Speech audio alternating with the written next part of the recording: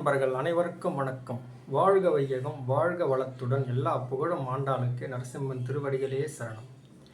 எழும்போதும் வேலும் மயிலும் என்பேன், எழுந்தே தொழும்போதும் வேலும் மயிலும் என்பேன், தொழுதே உருகி அழும்போதும் வேலும் மயிலும் என்பேன், அடியேன் உடலும் விழும்போதும் வேலும் மயிலும் என்பேன். திருச்செந்தூர் வேலவனை.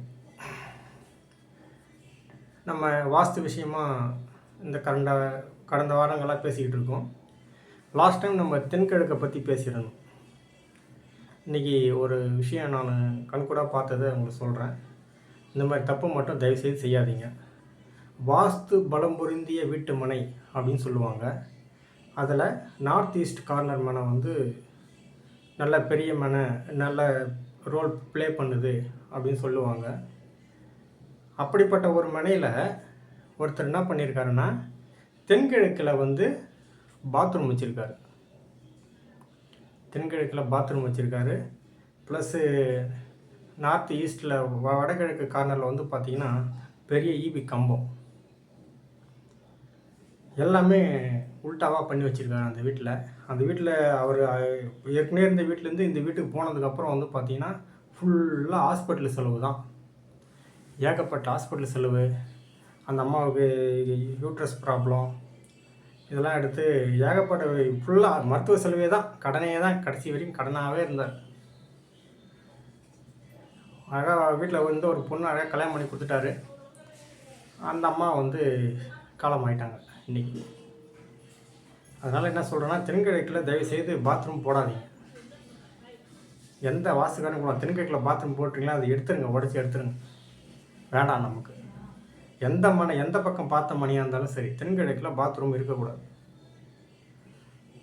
சரிங்க, இன்றைக்கி என்னங்க வாஸ்து வார்த்தை நம்ம பார்க்க போகிறது சப்ஜெக்ட் பார்த்திங்கன்னா தென்மேற்கு. ரைட். தென்மேற்கில் வந்து பார்த்திங்கன்னா நிலம்னு சொல்லுவாங்க.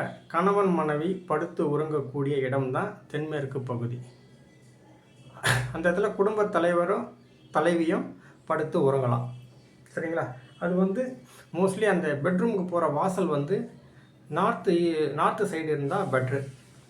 இல்லை வேறு வாய்ப்பே இல்லை அப்படின்னா ஈஸ்ட் சைடில் வச்சுக்கோங்க அந்த பெட்ரூமுக்கு வாசல். அதுவும் உச்சத்தில் தான் வைக்கணும். வடக்குனா கிழக்கு ஒட்டி வைக்கணும், கிழக்குனா வடக்கு ஒட்டி வைக்கணும். மாஸ்டர் பெட்ரூமுக்கு வாசல் இது தான். அதே மாஸ்டர் பெட்ரூமுக்கு உச்சத்தில் ஒரு மேற்கில் ஒரு ஜன்னல், தெற்கில் ஒரு ஜன்னல் வச்சுக்கணும். இது வந்து வீட்டுக்குள்ளே. வெளியில் அப்படியே பார்த்தீங்கன்னா மிகப்பெரிய மரங்கள் வச்சுக்கலாம். தென்னை மரம், அது வேர்லாம் நிறைய வீட்டில் வரும்னு சொல்லுவாங்க. தென்னை மரம் வேண்டாம். மாமரம், கொய்யா மரம், பலா மரம், சப்போட்டா மரம், இந்த மாதிரி மரங்கள் வந்து நீங்கள் தேக்கு மரம், இதெல்லாம் நீங்கள் தென்மேற்கு அந்த பகுதியில் அவுட்டருக்கு வெளியில் காலி இடம் விட்டுருப்பீங்க இல்லையா, அந்த இடத்துல இந்த பெட்ரூமுக்கு பக்கத்தில் அந்த பக்கம் வெளியில் நீங்கள் வச்சுக்கலாம். படிக்கட்டு எக்காரணத்தை கொண்டும் வெளி படிக்கட்டும் வரக்கூடாது, தென்மேற்கு மூலையில் உள் படிக்கட்டும் வரக்கூடாது.